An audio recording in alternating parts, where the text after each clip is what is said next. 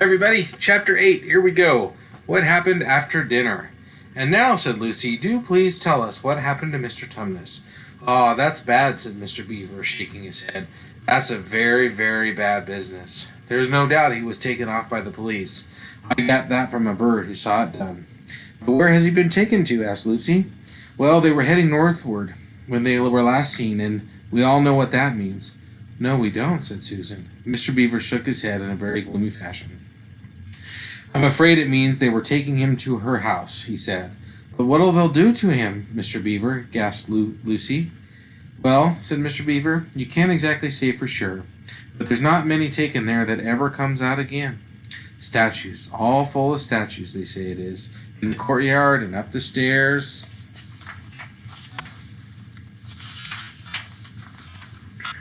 And in the hall, people she's turned, he paused and shuddered, turned to stone. But Mr. Beaver, said Lucy, can't we, we must do something to save him. It's too dreadful, and it's all on my account. I don't doubt you'd save him if you could, dearie, said Mrs. Beaver. But you've no chance of getting into that house against your will and ever coming out alive. Couldn't we have some stratagem, said Peter? Couldn't we dress up as something or pretend to be, peddlers or anything? Or watch till she was gone out, or, hang it all, there must be some way. This fawn saved my sister at his own risk, Mr. Beaver. We can't just leave him to have that done to him. It's no good, son of Adam, said Mr. Beaver. No good you're trying, of all people. But now Aslan is on the move. Oh, yes, tell us about Aslan, said several voices at once. For once again, that strange feeling, like the first sign of spring, like good news, had come over all of them. Who is Aslan? Asked Susan. Aslan, said Beaver. Why, don't you know? He's the king. He's the lord of the whole wood, but not often here, you understand. Never in my time or my father's time, but the word has reached us that he has come back. At this moment he'll settle the White Queen all right. It is he, not you, that will save Mr. Tumnus. So she won't turn him into stone too? Said Edmund.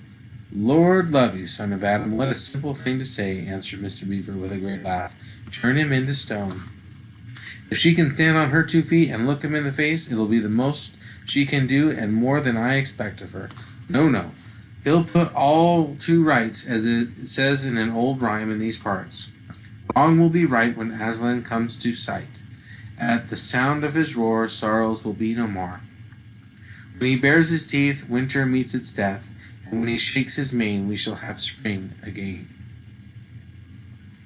You'll understand when you see him. But shall we see him? Asked Susan. Why, daughter of Eve, that's what I brought you here for. I'm to lead you to where you shall meet him, said Mr. Beaver. Is he a man? Asked Lucy. Aslan a man? Said Mr. Beaver sternly. Certainly not. I will tell you he is the king of the wood and the son of the great emperor beyond the sea. Don't you know who is the king of beasts? Aslan is the lion, the great lion. Oh, said Susan, I thought he was a man. Is he quite safe? I shall feel rather nervous about meeting a lion. That you will, dearie, and no mistake, said Mrs. Beaver. If there's anyone who can appear before Aslan without their knees knocking, they're either braver than most or just silly. Then he isn't safe, said Lucy. Safe, said Mr. Beaver. Don't you hear what Mrs. Beaver is telling you? Who said anything about safe? Of course he isn't safe, but he's good. He's the king, I tell you. I'm longing to see him, said Peter, even if I do feel frightened when it comes to the point. That's right, son of Adam. And Mr. Beaver, bringing his paw down on the table with a crash that made all of the cups and saucers rattle, and so you shall. Word has been sent that you are to meet him, tomorrow if you can, at the stone table. Where's that? Said Lucy. I'll show you, said Mr. Beaver. It's down the river, up a good step from here. I'll take you to it. But meanwhile, what about poor Mr. Tumnus? Said Lucy. The quickest way you can help him is by going to meet Aslan, said Mr. Beaver. Once he's with us, then we can begin doing things. Not that we don't need you to, for that's another of the old rhymes. When Adam's flesh and Adam's bone sits at Cair Paravel in the throne, the evil time will be over and done. So things must be drawing near their end now. He's come and you've come. We've heard of Aslan coming into these parts before, long ago. Nobody can say when, but there's never been any of your race here before." "That's what I don't understand, Mr. Beaver," said Peter. "I mean, isn't the witch herself human?" "She'd like us to believe it," said Mr. Beaver, "and it's on that she bases her claim to be queen. But she's no daughter of Eve. She comes of your father's Adam."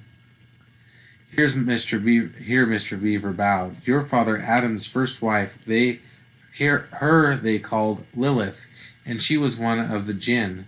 That's what she comes from on one side, and on the other side she comes of the giants. No, there isn't a drop of real human blood in the witch." "That's why she's bad all through, Mr. Beaver," said Mrs. Beaver. "True enough, Mrs. Beaver," replied he. "There may be two views about humans, meaning no offense to present company, but there's no two views about things that look like humans and aren't." "I've known good dwarfs," said Mrs. Beaver. "So I know you come to speak of it," said her husband, "but precious few, and they were the ones least like men.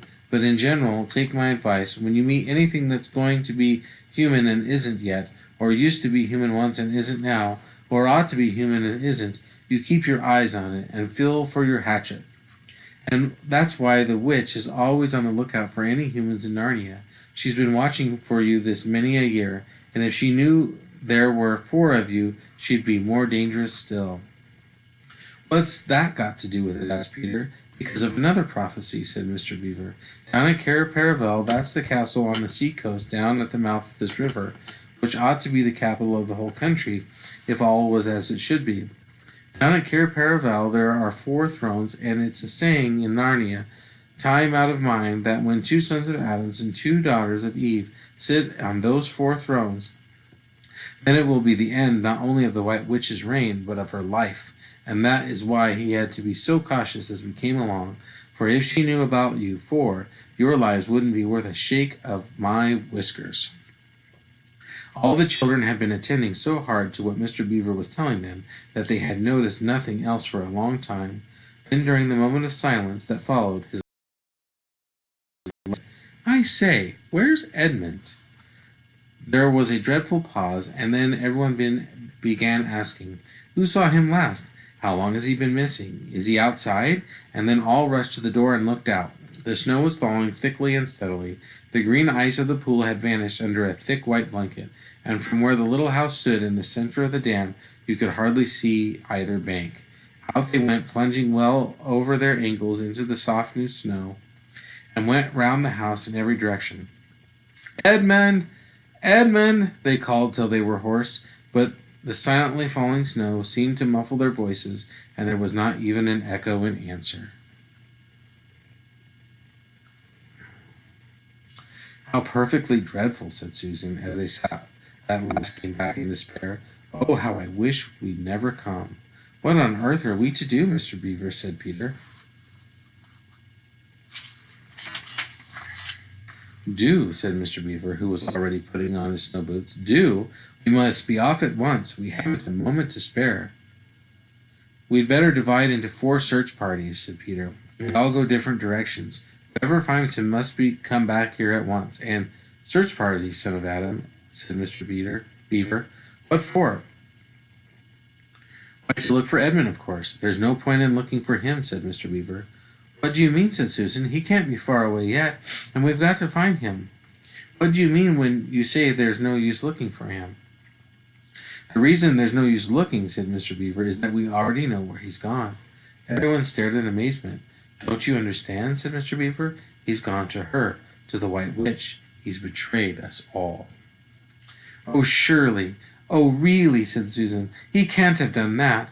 "Can't he?" said Mr. Beaver, looking very hard at the 3 children, and everything they wanted to say died on their lips, for each felt suddenly quite certain, inside, that this was exactly what Edmund had done. "But will he know the way?" said Peter. "Has he been in this country before?" asked Mr. Beaver. "Has he ever been here alone?" "Yes," said Lucy, almost in a whisper. "I'm afraid he has." "And did he tell you what he'd done, or who he'd met?" "Well, no, he didn't," said Lucy. "Then mark my words," said Mr. Beaver. "He has already met the White Witch, and joined her side and been told where she lives. I didn't like to mention it before, he being your younger brother and all, but the moment I set eyes on that brother of yours, I said to myself, treacherous. He had the look of one who has been with the witch and eaten her food. You can always tell them if you've lived long enough in Narnia, something about their eyes. All the same, said Peter, in a rather choking sort of voice, we'll still have to go and look for him. He is our brother after all, even if he is rather a little beast. And he's only a kid. Go to the witch's house, said Mrs. Beaver. Don't you see that the only chance of saving either him or yourself is to keep away from her? How do you mean, said Lucy. Why, all she wants is to get all four of you. She's thinking all the time of those 4 thrones at Caravel. Once you were all 4 inside her house, her job would be done, and there'd be 4 new statues in her collection before you had time to speak. But she'll keep him alive as long as he's the only one she's got, because she'll want to use him as a decoy, as bait to catch the rest of you with. Oh, can no one help us? Wailed Lucy. Only Aslan, said Mr. Beaver. We must go on and meet him. That's our only chance now. It seems to me, my dears, said Mrs. Beaver, that in this it is very important to know just when he slipped away. How much he can call her depends on how much he heard. How much he can tell her depends on how much he heard. For instance, had we started talking of Aslan before he left? If not, then we may do very well, for she won't know that Aslan has come to Narnia, or that we are meeting him, and will be quite off her guard as far as that is concerned. I don't remember his being here when we were talking about Aslan, began Peter, but Lucy interrupted him. Oh, yes, he was, she said miserably. Don't you remember? It was he who asked whether the witch could turn Aslan into stone too. So he did, by Jove, said Peter. Just the sort of thing he would say to him. Worse and worse, said Mr. Beaver. And the next thing is, was he still here when I told you that the place for meeting Aslan was the stone table? And of course no one knew the answer to this question. Because if he was, continued Mr. Beaver, then she'll simply sledge down in that direction and get between us and the stone table and catch us on our way down. In fact, we shall be cut off from Aslan. But that isn't what she'll do first, said Mrs. Beaver. Not if I know her. The moment that Edmund tells her that we're all here, she'll set out to catch us this very night. And if he's been gone about a half an hour, she'll be here in about another 20 minutes. You're right, said Mrs. Beaver, said her husband. We must all get away from here. There's not a moment to lose. Next week, Chapter 9, In the Witch's House. Thanks for watching.